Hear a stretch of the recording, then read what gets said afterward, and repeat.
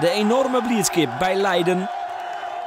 En de tren bij Ares. Sa dichtbij. Want ommers in de finale. Maar krijg net.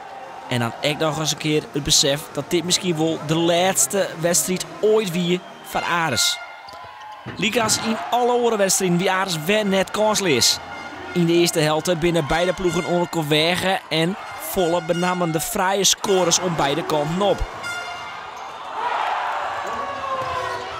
De rest dan is dan haast gelijk met 30-32. In de tweede kwart een goede run van Ares. En ze komen samen op 39-32. Maar het onbegrijpelijke gebeurt weer. De stress liet het tat te slaan. Ares maakt het weer domme fouten. En Leiden bloedt wel scherp. Via een toffe 0 run rint Leiden uit naar 39-44. En die vastsprong jouwen ze net meer uit handen. En dan mag je aan de eindfase van die wedstrijd het feest bij Leiden beginnen.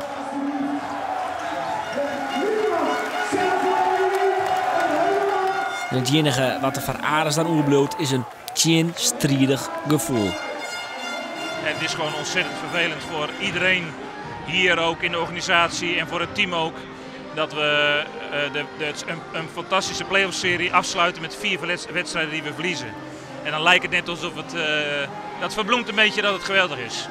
En vanzelfs bloot er ik de akelige onwissigheid over de toekomst van Ares. De haatsponsor bloot nog uit. En dus kan het wijzen dat dit de laatste wedstrijd wie. Dat weet hij al over volgend jaar. Net zoveel als jij. Mocht Ares nou de begroting rondkrijgen en misschien op dezelfde lijn wel door kunnen gaan. Wat doet u dan? Ik heb geen idee. Daar ben ik nog niet mee bezig geweest.